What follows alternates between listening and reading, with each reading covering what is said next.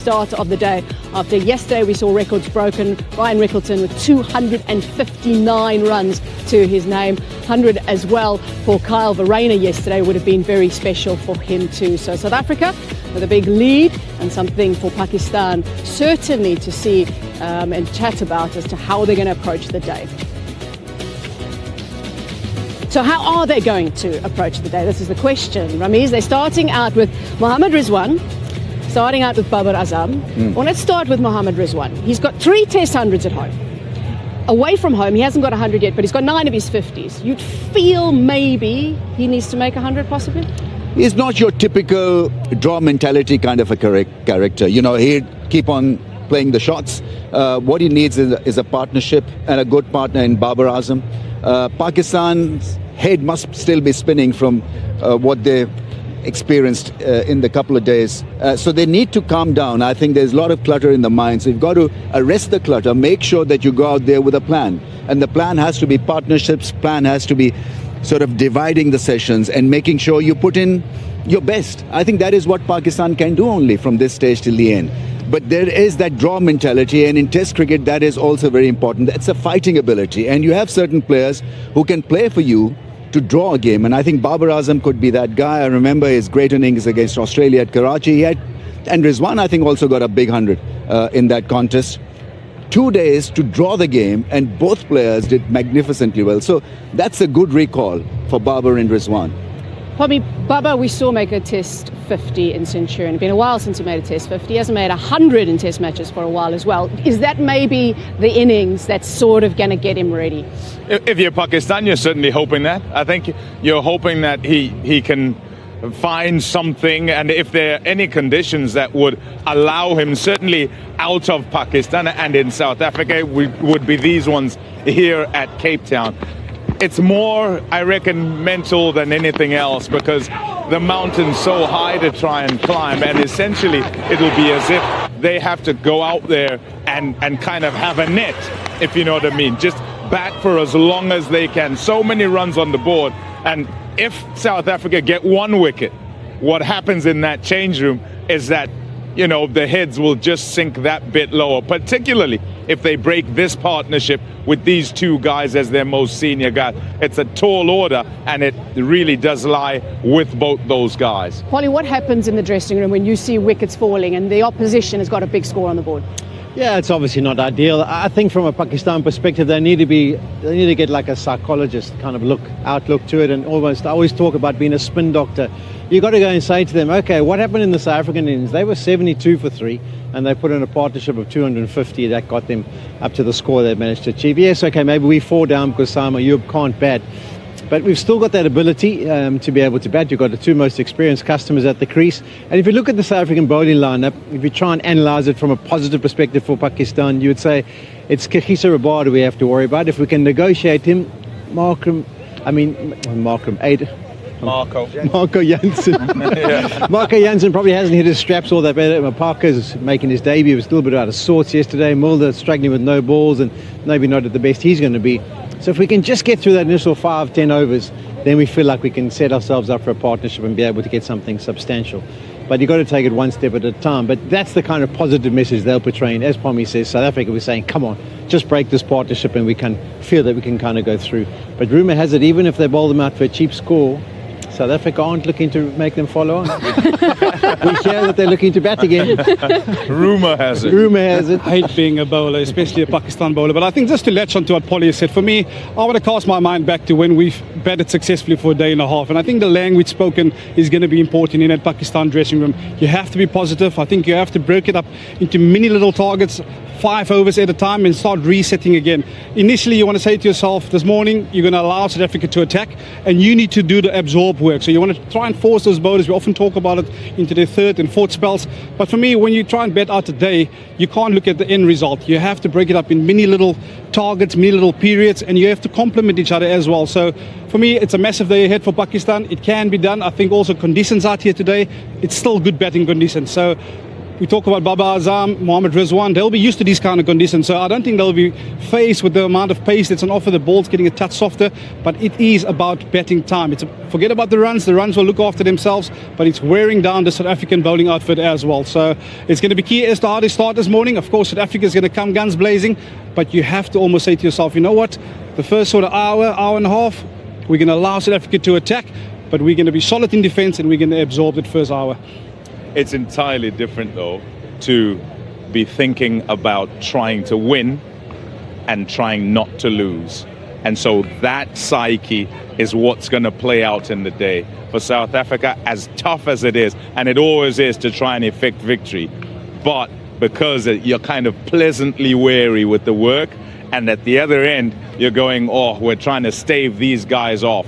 And just a little moment of no concentration, and it can all come crashing down. Now, we spoke about the mental side of it, right? So we want to talk also about the technical side of it, because I know, Sean, you were talking about batting in Centurion different to batting here. I'm going to bring Ramiz in on this as well from a batting perspective. If we see how those wickets fell and the technique the batters used yesterday, you picked up a little something. Yeah, I think for Pakistan yesterday there was a bit of a hangover from playing at Supersport Park. Ryan Rickleton, in his interview, he talked about the fact that he was so comfortable lunging onto the front foot and almost dealing with the balls that were short after. But have a look at the weight distribution. You can see caught in the crease, and in all honesty, he's on the back foot. I know his front foot is planted, but that's why he gets the edge and not in the position that Ryan Rickleton was getting into. Ghulam was similar. Although he went back to it, it's the 45-degree bat angle that technically Pakistanis tend to present when they come to our country, and it's not a good position to be in, because if you get it wrong like that, you can see where the bat angle is there, he's just going to chop it onto the stumps. And then probably the best example was the third one with Sad, where he can actually watch his front foot. You'll see that at the time the ball gets to him, his toe is up in the air. That just shows you how far the back weight is on that back foot. So if he's trying to cover drive from that position, it's not going to happen. And if you're going to get an edge, it's going to carry to the slip cordon. So ideally, the two of them seem to have worked it out, Rizwan and Babar, by the end of play yesterday. And that's the thing they're going to have to focus on. Almost front dog, almost play like a Pakistan surface where you can get onto that front foot and then adjust onto the back foot after. Ramiz, your take on the technique, but also then what is their approach from a mental perspective? I think approach, when you're looking to draw a game, for example, or when you're pushed against the wall, it is so important to be yourself. It doesn't mean that you go defensive completely. So you be as natural as possible, but with that dogged defense and that mindset where you're not going to get out. And that makes you more resilient, I guess. And so you got to take your frustration out on the opposition by staying at the crease and making it tough for South Africa. So draw mentality doesn't mean that you go into that negative spiral, but it should sort of enthuse you to be a star.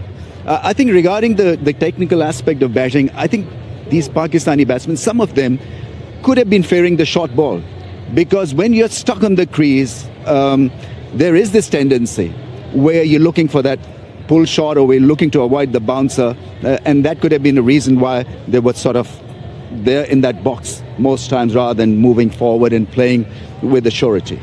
Certainly going to be interesting, of course, then to see how this pitch plays, because taking all that into account, technique, mental, the approach, what is the surface going to offer? Now, normally, Mike Hayes will have someone out there with him in the middle, but this time we left him alone out in the middle. Let's go find out what's going on. Thanks, Natalie, and it's a beautiful day right out here. It's just magnificent, lots of blue sky. It's only going to be a high of about 21 degrees Celsius, so it's going to be quite comfortable. I'm looking at this track, there's the stumps, and the normal scarring is there. There's nothing excessive, but it has changed a little bit again from yesterday, and of course a reasonable amount from day one. I'm going to look at a patch here shortly, which has been showing a little bit of interest to the South African bowlers. They've been checking this out pretty closely. Before I go to that, I want to point out something that the Pakistan players cannot afford to do. And this is what they did in the first test match, playing out wide deliveries. Have a look at this. They nicked off. Yes, the track was faster. Let's not forget about that. So there's defended and also the wickets. Look at those wide ones. Playing at very wide deliveries at around about 6, 7, maybe even 8 stumps, if you like. That's how wide it was, some of those. And so these are the dismissals in the first test match, right? So a faster track, a bouncier track, but there's a lot of deliveries there that they could have treated with more respect, and also, of course, left alone, like they did the ones that were perhaps even closer in that channel order, around about the 5th stump area, and some of those also. But that wasn't that just there. That was also left-handed batters last night. Look at this. playing at wide deliveries again. Yeah, they're looking to drive and they're looking to get after the ball a little bit, but you've just got to make sure you're not going to be caught in that slips cordon or caught behind. They are wide deliveries again, and I can understand why they are playing them, but in the frame of mind they were in last night, surely they should have been thinking about letting them go to make sure that they don't make the mistake of obviously nicking off again. So a lot of teams, when they come to South Africa, they have that problem the first test. I've got a better track here, and let's hope today that Pakistan, from their perspective, get it better and don't nick off and play those wide ones here. But let's have a look at this area. This is where the South African bowlers are having a good look. Rabada is here having a really good look at this. And this is 5.5 metres. I've got my magic wands out again. This is 5.5 metres from the base of the stumps. And there's a couple of cracks that have widened a little bit, just a little bit, not a great amount, just more than there was on day one. There's a little bit of, you can see a couple of balls have gone through the top of fraction. But we only saw about 4 balls do something a little bit different yesterday. But the line's important. This is at about off stump, middle and off stump.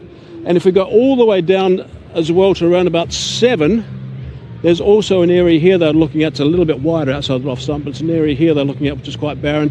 And these cracks have got a little bit wider. I'm not saying they're going to be any major issue for the batsmen, but the South African bowlers were really honing in on this and pacing out exactly the distance. And the ones have actually just pointed out where they are. So there you go. So I think there's some issues there, and obviously the Pakistan batsmen are going to really have to play well, not go fishing outside that off stump for starters, and the South African bowlers are going to look to exploit this to seamers, and there's just a little bit of rough for Maharaj. Okay, Nats, back to you. Thanks very much, Hazy. A little bit of rough possibly for Keshav to work with, but batters are going to have to bat well, is the comment from Iz. Yeah, I mean, that's clearly the case. So good length area is always useful, whether you're bowling on day 1, day 2, day 3. But I'll ask the bowlers here, what lines and length to bowl on a day 3 pitch here? I mean, should the line be a little up, make Pakistan drive more?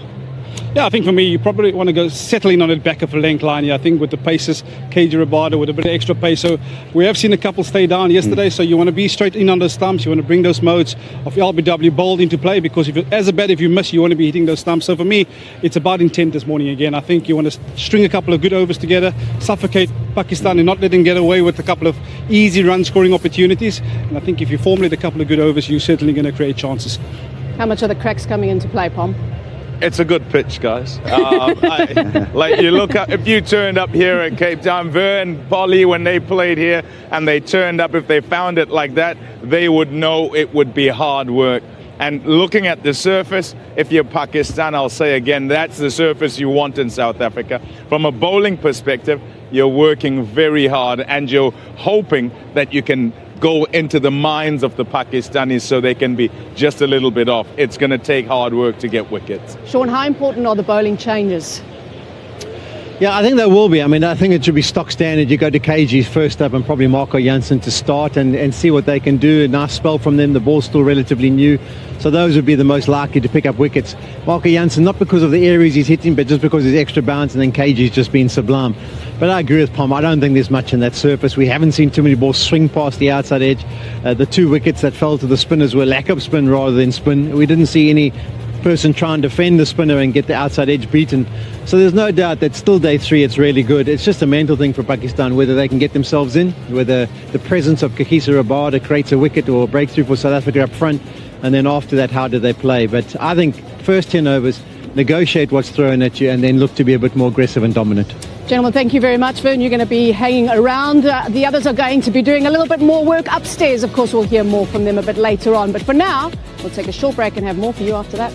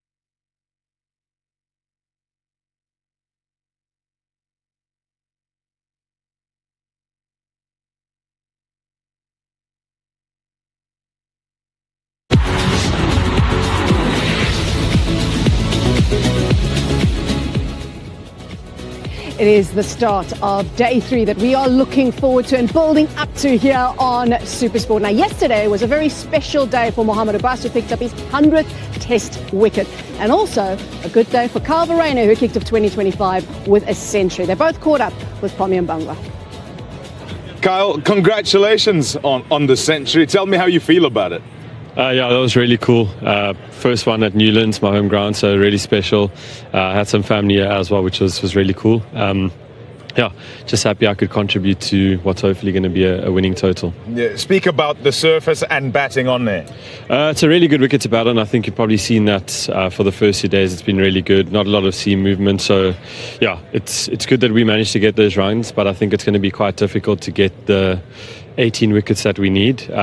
Yeah, it's probably going to be one of those surfaces similar to PE a couple of games ago where you got to toil and just graft. I think it's looking like that sort of pitch in that game. Yeah. Mental state as a batter who comes in kind of lower down the order when everyone else up the order is piling on the runs and you're sitting there for a long time. Tell me what goes through your head. Oh, it's lovely. There's no pressure at all. I think, yeah, Rick's obviously batted beautifully. Thames with 100 there. When you walk in, I think we're like 300 for 5 or whatever. Obviously, still sort of in the balance at that point, but there's no real pressure. You can sort of just go out there and express yourself and have fun. So yeah, I love it. It's been a good spot for me over the last month or two. So yeah, thoroughly enjoying it. You compare, contrast perhaps what you thought yesterday and how you felt walking into bat a few more days ago when you're at Centurion. Yeah, it's a very different feeling. I think Supersport Park, obviously it's quite a tough wicket. Yeah, team was sort of under pressure quite a bit where, yeah, yesterday you sort of walk out, you can see it's quite a good wicket to bat on, got runs on the board, qualified for the Chess Championship final, so there's not as much pressure with that, and you can sort of just go out there and have fun, which is really, really cool. What is it you feel your bowlers need to do in order to make it difficult for Pakistan batters? I think just control the rate and stay nice and patient. I think it's one of those wickets where if you go searching, you're probably going to get punished. But yeah, fortunately we got really skilled guys with the ball in hand. I think if they can just stay nice and patient, control the rate for as long as possible, I think we'll hopefully get the rewards that we're after. Congratulations, 100 wickets. How do you feel about that? Yeah, I feel very good. Thanks to Allah, I completed my 100 wickets, and thanks to the PCB and management who gave me an opportunity to do some hard work for the country, for my bowling, and thanks Allah to completing my 100 wickets. Yeah. Imran Khan is first on the list. You're second as far as averages are concerned for those who've got to 100 wickets. Did you know that? Yeah, I know, and I just thanks to Allah, and these things are good for me, for challenging for me. These things I can more hard work to beat these things. These are the motivation for me. Tell me about bowling on that surface and the difficulty of it in comparison to the test you had at Centurion. Yeah, it's a totally different pitch and a different challenge for us, but we need, as a professional, we need to do a hard work in any condition. This pitch is, I think, much better than Centurion, good for the batting, and yeah, this is the different in between Centurion and the Cape Town. I think I had a chat with my county coach. He's from here, and two players we played together, but they said there will be a bit different, but not like that. They produce a batting friendly pitch. I think we need to more patient, and yeah, we did really hard work, but we need to give some credit to the batters. They played really good cricket. And what information can you give to your batters having had the difficult time out there bowling? Yeah, as a batting unit, we need to just survive first half an hour, and then you can bat long, and hopefully our batters can bat long, and they will score long, and they will put under pressure to South Africa. Yeah, congratulations once again on the 100 wickets, and all the best with the batting. Thank you so much. A great milestone, of course, for Mohamed Abbas, but our focus now shifts to this opening partnership of the day for Pakistan. Rizwan, Babar Azam, Do they complement each other in this situation, do you think? Yeah, I think it's a massive job at hand, first of all, but I do feel you've got the two senior batters in Rizwan and Baba Azam. No better partnership to really lay the foundation for the rest of the day for Pakistan, but they're going to be up against all firing cylinders. Kagiso Rabada, I foresee probably Marco Jansen taking the ball the first over this morning as well. So it's going to be a good challenge, but they will have to steady the ship if Pakistan are to bat out today. It's going to be a big challenge, that is for sure, from Pakistan's point of view. South Africa should be feeling fresh overnight as well. They didn't have a long spell yesterday, so they should be feeling very fresh at the start of this all-important day of this test match. Let's take you now up to our commentators who are kicking things off. It's Pommy, Polly and Ramiz Raja that will take you through the first half an hour of day 3.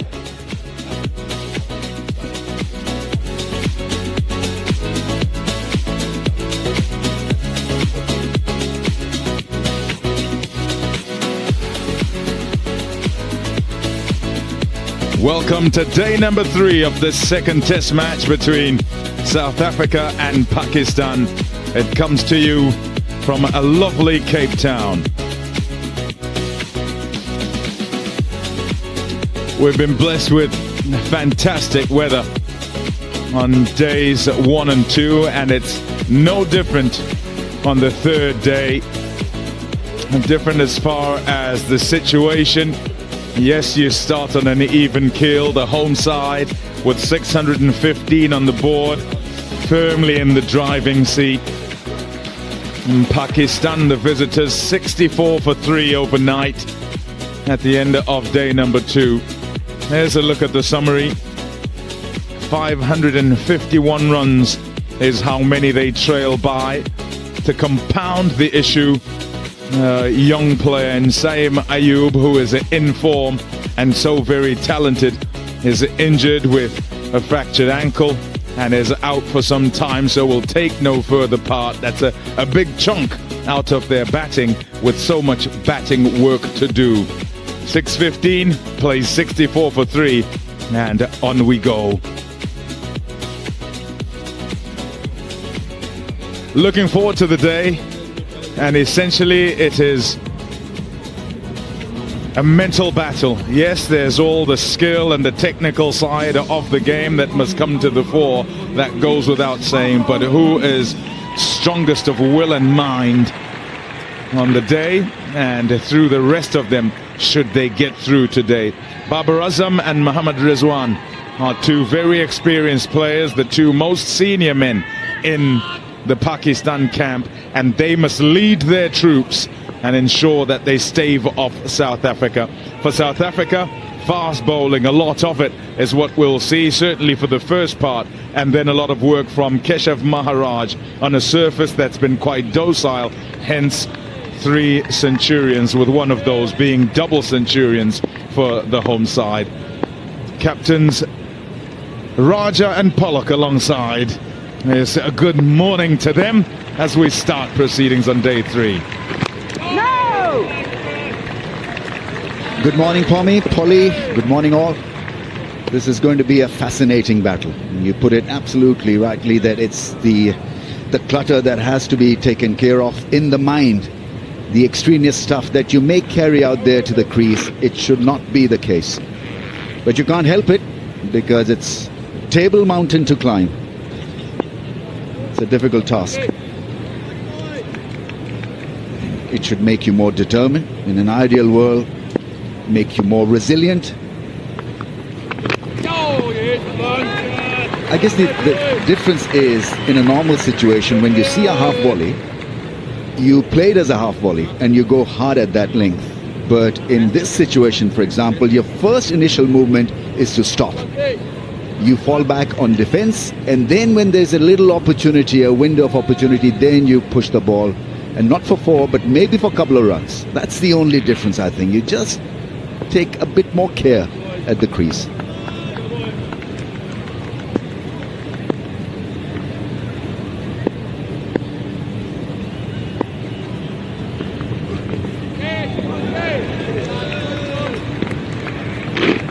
Good morning to everybody, and I think there's no doubt there'll be Marco Jansen and Kagiso Rabada, the first two that will operate for South Africa. And I think in therein lies the big threat. Just 21 overs old, the ball. Not much has changed here. Yes, you can maybe see a little bit more of the cracks, but they haven't really opened up, and I don't think there's going to be any unpredictable nature to the surface. As mentioned before, I think it's going to be a mental battle.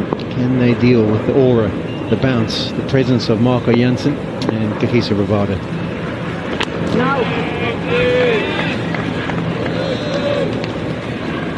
Teams from subcontinent compared to the high bounce can adjust more to a low bounce, and I think the bounce will be lower and lower as the days progress here. Yeah, there's no doubt. Supersport Park, they wouldn't have experienced much of that in their careers, with the amount of steepness to that bounce and the unpredictable nature and the ball misbehaving. But this would be very much more like a subcontinent kind of surface that they would have definitely played on over the years.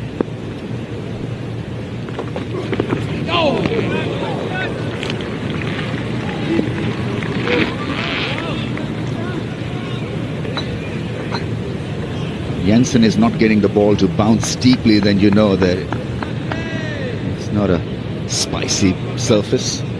That you've got to take care of, that off-stump channel. I think one reason why Babar Azam has changed his guard from leg and middle to middle and off is because he's been found wanting at times to that off-stump line.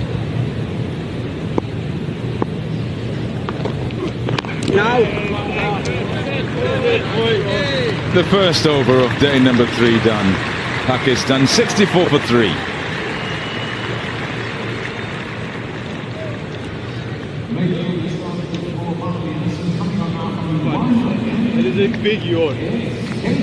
Pensive posture you'd expect from many of these as they turn up once again.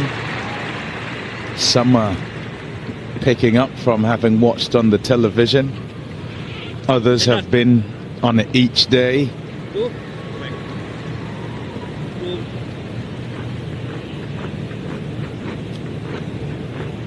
A pretty picture.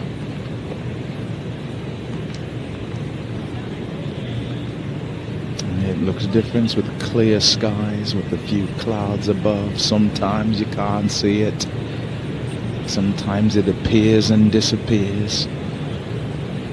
Many a time, well, dependent on how many the opposition are piling on, it appears as something else.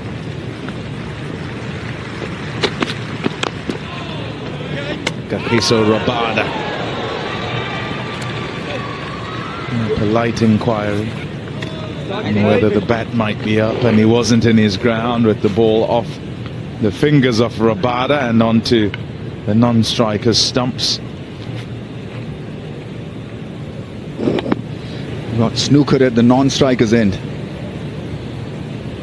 The bat was in just in time.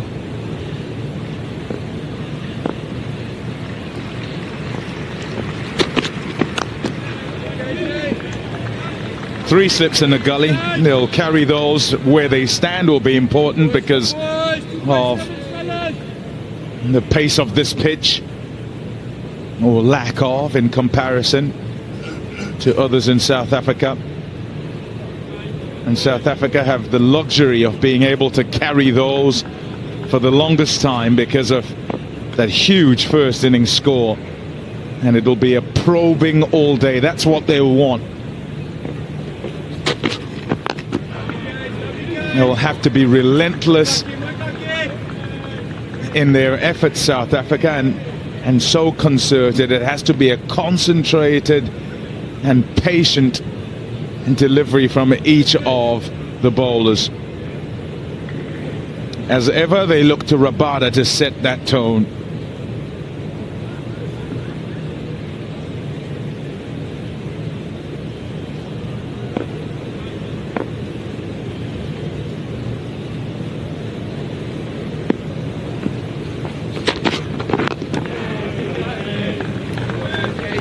Early indication to bowl as straight as possible, try to hit the stumps, hope that one will keep low.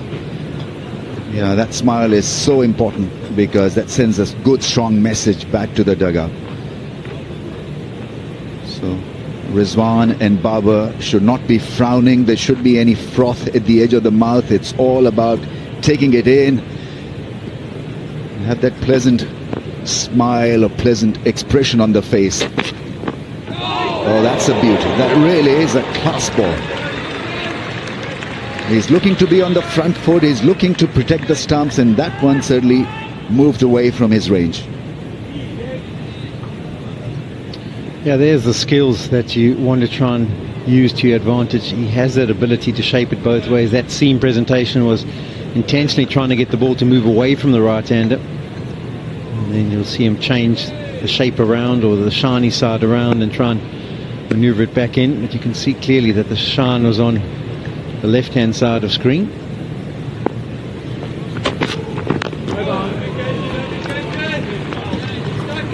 Two maidens to start, 64 for 3.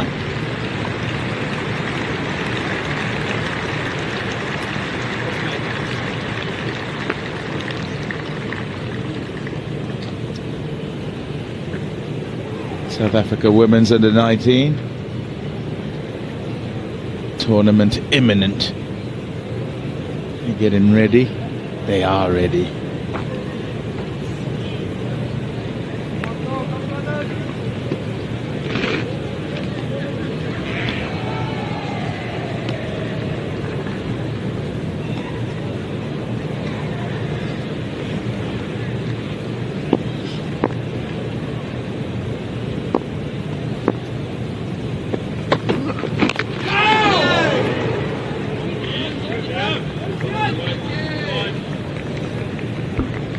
Yeah, it'd be interesting. Obviously, there'll be chats in the dressing room, and they'll probably go to someone like Kyle Verreynne, Temba, and obviously Ryan Rickleton, and say to him, "Okay, while you were out there, when did you feel a little bit uncomfortable? Was there certain deliveries? Was there certain points of attack?" And Rickleton may say, "Oh, well, every once in a while, when you mix it up with a short pitch delivery, I felt like my feet weren't moving because I was trying to front dog or trying to get into like a real positive forward position." And that's what South Africa will put into their thought processes and their game plan. So you would expect to see every once in a while a short pitch delivery from Marco Jansen. Just banging one halfway down and seeing what it does with the bounce he extracts. And then follow it up with good length delivery. You want to try and take those feet away. So Rickleton was saying in his interview, I was really forcing myself to get onto the front foot because I felt like I could on the surface. And then South Africa, we're thinking, well, how do we get them to not lunge onto the front foot? And there's an example. Push them back with a short delivery first, and then hit a good area after that.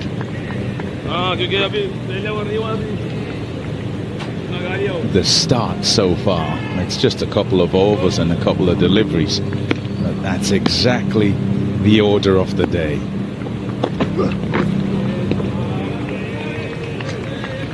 Dig in, yes. See off this threat for the next hour or so. Do they have the technique though?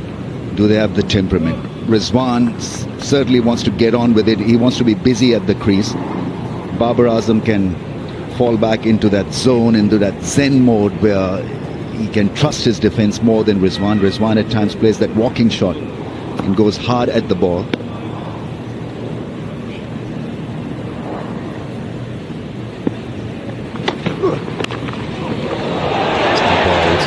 Well played in the end. He's played it late enough for it to go down. He's not jabbed at it. It's been a very good start from Marco Jansen. I think he's hit his areas as good as we've seen him. Asking lots of questions. He's bringing that three slips and a gully into play. This one isn't able to get into a comfortable position. You can see when he's jumping around the crease, and it means that the feet aren't moving like you'd want them to.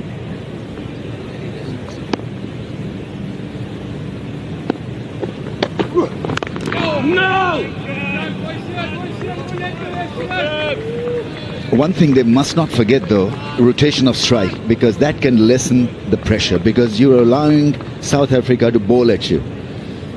Both have different technique, both play differently, so let South Africa adjust to two kinds of batsmen rather than just bowling at one end to Rizwan and then to Babar.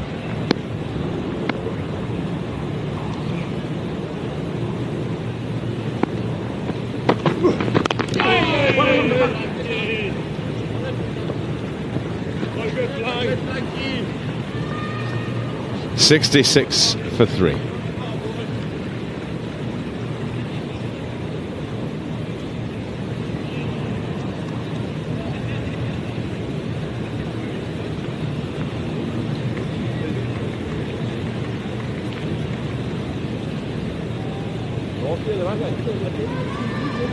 Saimayu will continue to slide down all the way to the bottom. 3 already gone.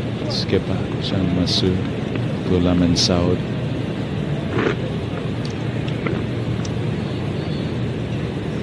All those must contribute. Salman, good play to apply himself. We're definitely going to be bringing up the point again at the next secret committee meeting about substitutes. It's got to be a case in point. I mean, it's the only game in the world where we've discussed it in the past. I mean, rugby, soccer, anything, you can just bring someone else on, particularly if there's an injury. I mean, obviously a lot of tactical substitutions, and I'm not saying we have to introduce the tactical substitution. But the examples that I can think of, JP Dumini, he didn't even face a delivery. He wasn't involved in the game at all in the test match in Brisbane against Australia, where he snapped an Achilles in it might have been some fitness work that they were doing at the close of play on day 1. Sam Ayub, there's no doubt he's got a broken leg. He can't do anything. There was an example we had against Sri Lanka in Port Elizabeth. It was the spinner who broke his finger on the first one, dropped a catch, and then couldn't bowl and participate for the rest of the match. Might have been Ibaldinia, could have been. But it just seems wrong. I mean, there's no way that he's faking an injury. I can understand if someone says, oh, a groin injury or quad slight strain or a little hamstring.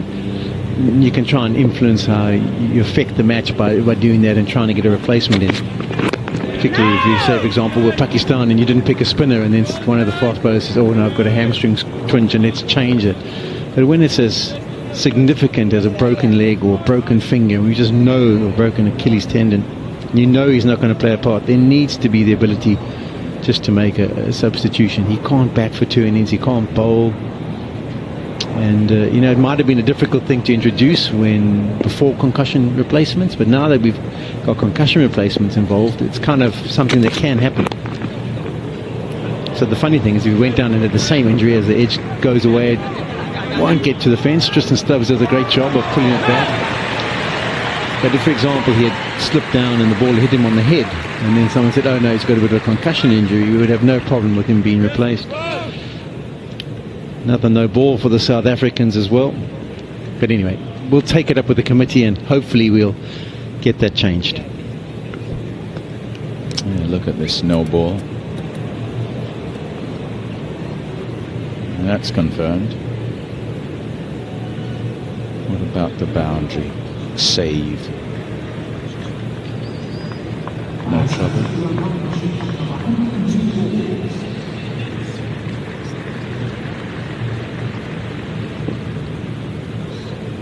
What's the reluctance, I wonder, Sean? It seems simple enough. No! And there's been moments, I think, of the one-day arena, we used to have that substitution rule where at the close of an innings you would make a substitution. Like, for example, Mackay didn't bat for a lot of the one-day internationals because we'd replace him with a batsman. And that was experimented with for maybe 2 years or whatever it may be. I think it's tradition, and we loathe to go away from tradition. But I think it's just so unfair for a side if someone gets injured, a genuine injury, in the first morning of a game without even playing his part. It's a great delivery. The length is perfect, nips away, movement, draws Babar Azam into one of those nothing shots that he got himself into trouble with at Supersport Park. He squares up to that length ball that leaves him. Great delivery.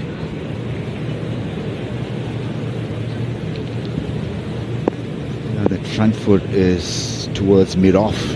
Sorry, the back foot is towards mid-off. Should be towards point. And he's very good there on that middle leg stump. 70 for 3.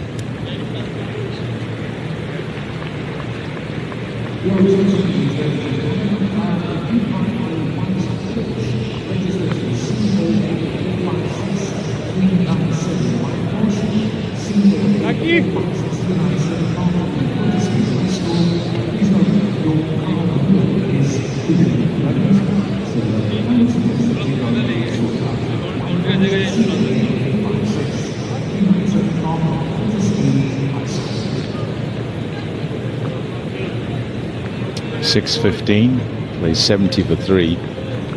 And at the beginning of this day number 3, what South Africa are thinking is, how can they get 15 more wickets? That's what's in their minds. For Pakistan, nicely bowled, good effort ball. For Pakistan, well, they have to draw inspiration from the South Africans themselves. 3 of their batters were able to get centuries, more than 100. Rizwan, well, his last century, 171 not out, it's against Bangladesh. And Rawalpindi, a bit further back for Babar. 22 innings ago. But in 2022 he batted a long time, 607 minutes, Babar, against Australia, and got 196. And they batted a long time, 171 overs to draw the game. So there is the ability, certainly. Different conditions, different circumstances, playing at home.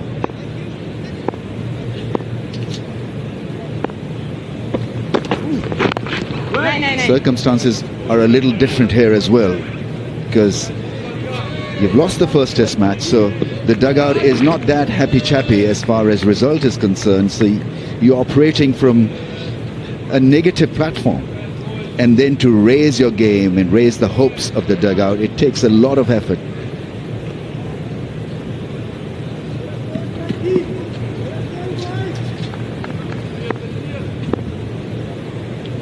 What's that emoji? A smiling shoe?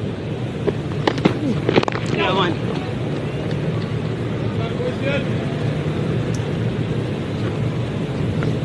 Whilst the test is more so for Pakistan, it's also for South Africa.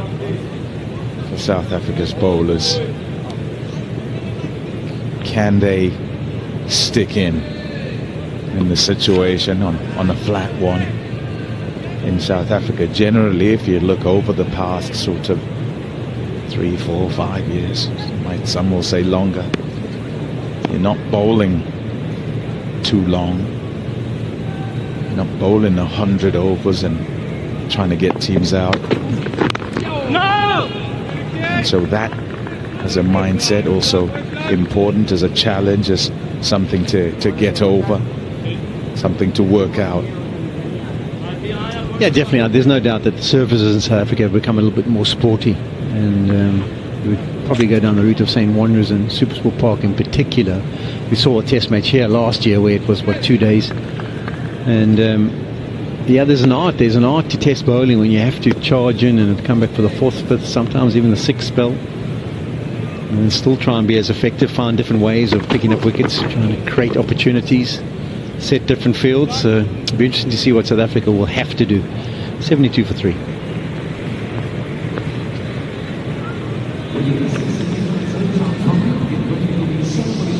We called it a more traditional test match.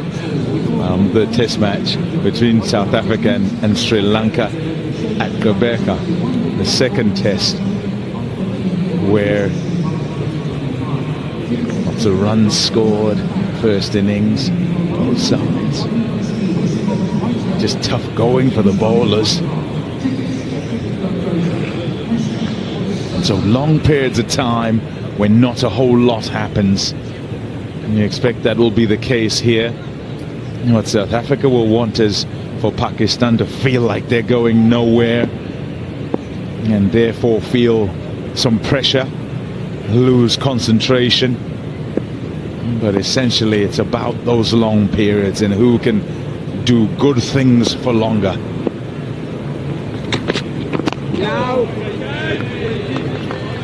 Yeah, it's about finding the right balance. It's the mental balance and the technical balance. Every batsman wants to have a bit of rhythm, whether he's stopping the ball or playing short, and so Rizwan and Babar usually are not tested like this. And most batsmen are not tested in such situations, especially these days where test matches are finishing in 3-4 days. You've been asked to dig in and play a long role, have a long spell at the crease. Good early call, he makes his ground, single taken. You've got to really look after that aspect of batting and partnership.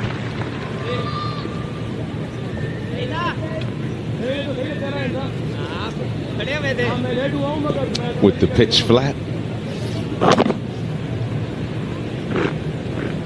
the fielding aspect, run outs. If there's a chance, make sure you're awake to it. Make sure you're trying to take that as well. Stubbs applauded by the skipper for his swooping.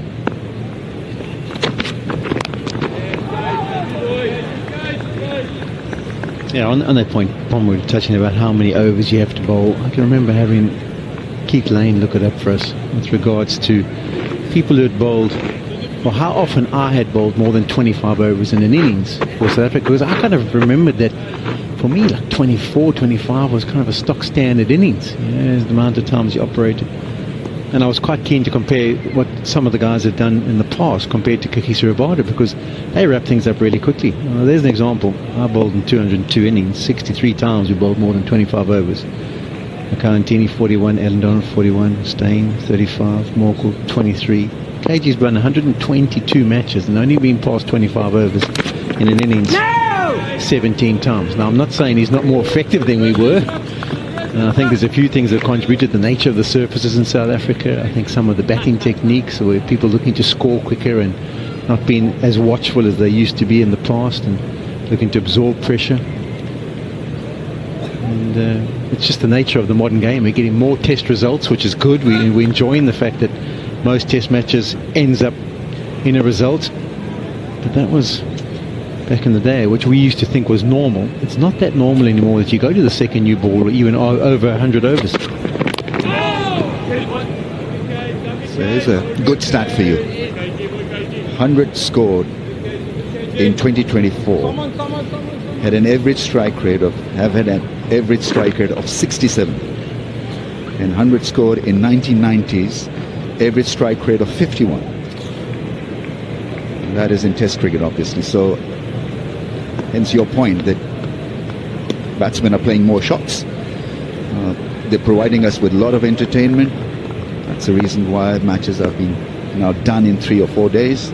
Nobody has the capacity to really to stay out there for 5 days. Yeah, and therefore giving more chances to bowlers to get them out quicker. 75 for 3.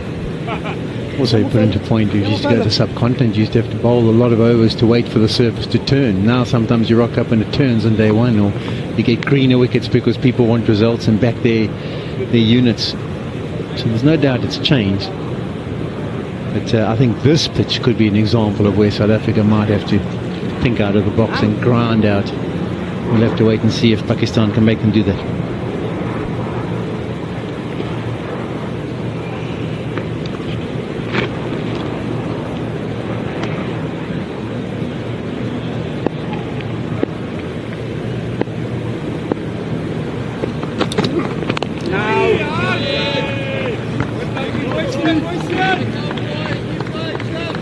I suppose in this sense it's then about your ability to adapt and the difficulty thereof if once every sort of 10 test matches or so you come up in such conditions and have to,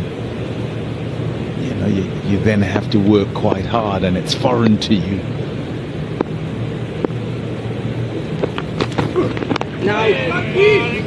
I always remember there's one test match.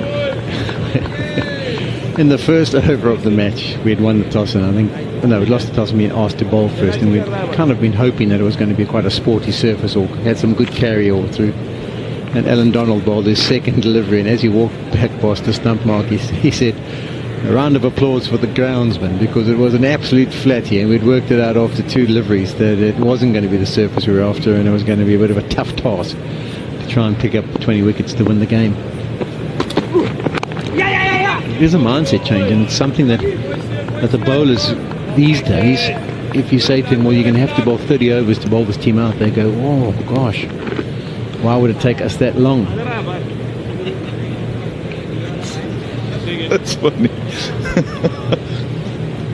I take you back to 1988 now, boys, where we were playing West Indies in West Indies. So this was the 3rd test match at Barbados. The first 2 test matches, we won the first one in Guyana, absolutely flat. I think Abdul Qadir picked up 5 or 6 wickets. Imran with his reverse picked up 10. Second game was a tantalizing draw, another flat pitch. Oh, does it carry? I wonder if it does go off the glove and onto the helmet. But there's that short one that's going to be testing. There'll be just a few sprinkled in as they try with the fuller length as well. Yeah, he's rubbing his shoulders. I'm thinking off the shoulder onto the helmet or the grill. But was it glove first? Yeah, extra spice and pace and bounce from Jansen. You'll always get that, but it was the awkward area that he targeted. Changed the angle from around the stumps to over the stumps. And the target was the collarbone or the rib cage. That is a difficult ball to handle. There's no one at short leg. Square leg in position. Got him, I think, off the shoulder on the grill. Maybe grill and then shoulder. Yeah, top effort. Good bumper, actually. And smart in changing the angle. All of that's going to have to come into play on a surface that is placid. A surface that's easier for the batters. This partnership important for Pakistan. They've notched up 56. That's their 5th 50 partnership. They've got 200 partnerships as well. So it's the one South Africa are desperate to break, whilst Pakistan would love for the 2 to stay together.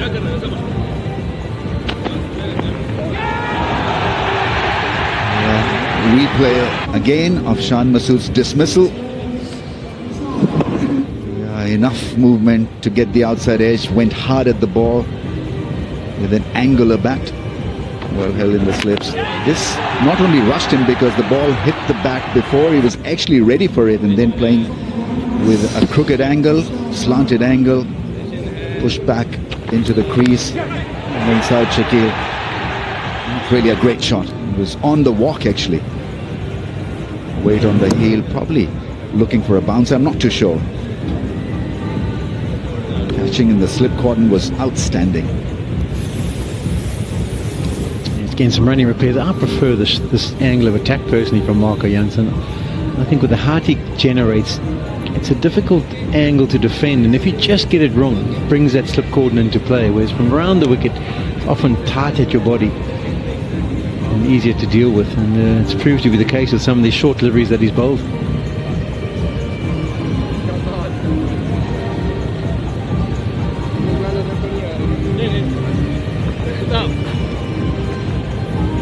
You get the thought process of right-handers and go round the wicket, just keep those stumps in play, go at them, and maybe you get some up and down stuff.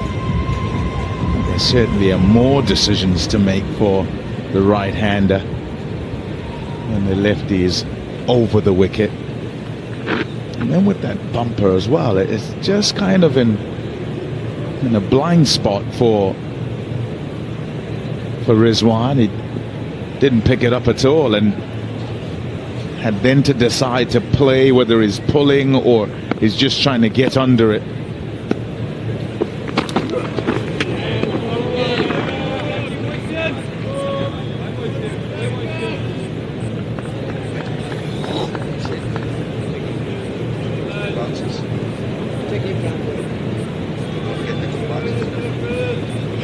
No ball.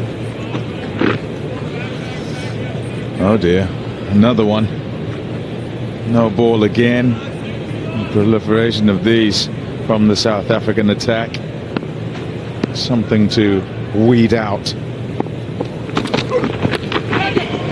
Helped on its way. And away for four. Well controlled that time by Rizwan. Well, that length in that ball is definitely in play. The shorter ball this time, a little wayward. And once again, Rizwan a bit late on that one. It was actually interesting when he was getting his treatment. He was sitting there discussing stuff with Babar Azam, and he actually tended to suggest that maybe he should take it on. So that might be a new approach from him. They've got two men back now, South Africa, and they probably will be encouraging him to try and take it on. Yeah, nothing like it. It's like falling outside off and batter just keeps leaving it alone. You then have to go that bit straighter. But with the short one, if you decide you're going to play, well, they're going to provide you the opportunity over and over.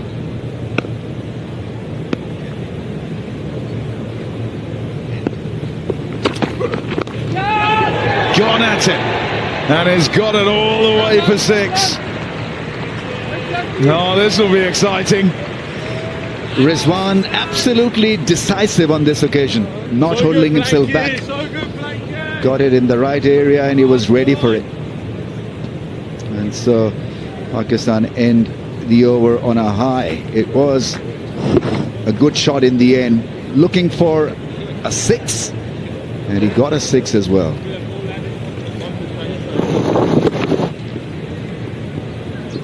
Yeah, got in very good position, got inside the line of that bouncer and just helped himself for a six.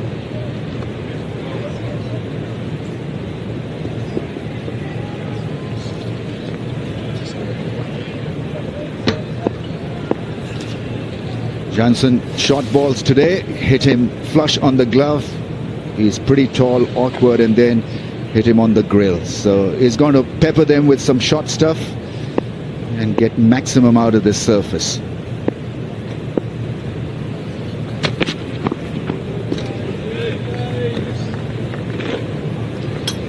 "23 runs scored this morning. Pakistan resuming on 64 for 3.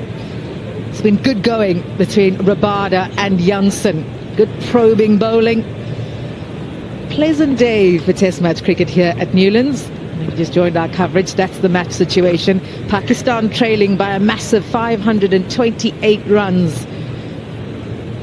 Got two of the best batters out in the middle, Babar Azam and Mohammad Rizwan.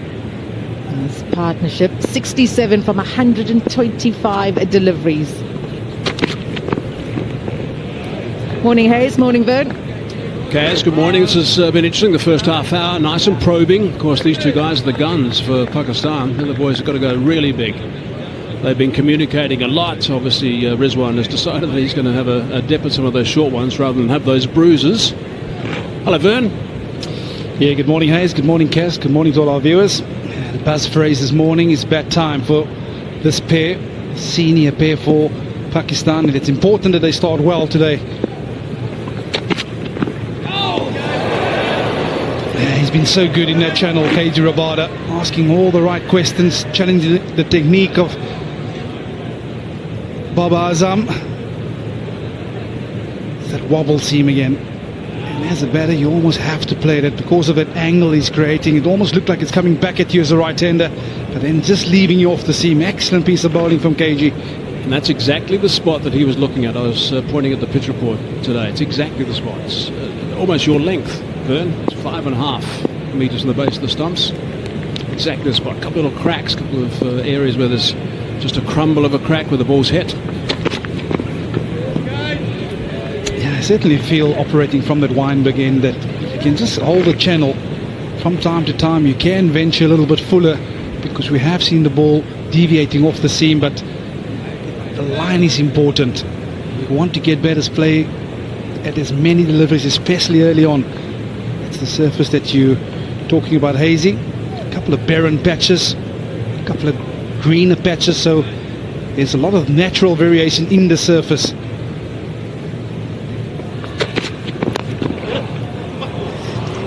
Wonderfully struck down the ground. Babar Azam moves into the 40s, 42 now. I mean, that's why we like watching him so much. He's such a wonderful player when he's going. And Babar's just effortless, absolutely effortless. Just lent on this. It's Rabada bowling that delivery. It's slightly fuller than the previous ones. Just punch it down the ground for 4. Yeah, I'm impressed with the way Babar Azam is moving this morning. Understanding that KJ Rabada has to come fuller from time to time, but just look at that position he gets himself in.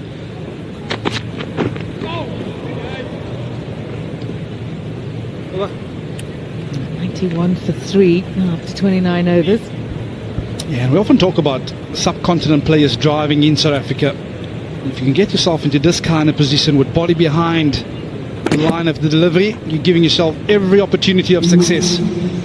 When you play away from your body, that's when you get into danger. And Ramiz Raja was talking about in the build-up how last night the guys are playing very much from the crease and hanging back a little bit. Completely the opposite to what Babar Azam did in that scenario.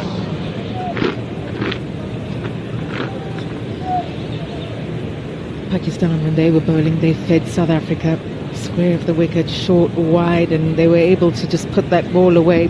But Jansen and Rabada have done so well this morning. They found their good areas early. And to build pressure from both ends now is important for South Africa. Rip for 3. But this partnership has stabilized things for Pakistan. Highest partnership at Centurion was 81. Second highest was 79. They're going to have to bat longer than that. You talk about batting time and wearing out the South Africans. These are the 2 batters that are likely to do that. Now, there was quite a meeting there, committee meeting, really. Jansen, Maharaj and Pavuma, they were taking a lot of time to decide what was happening. The Pakistan batsmen were getting a little bit annoyed, interrupting the rhythm a little bit. They were saying, come on, at one stage, to the umpire.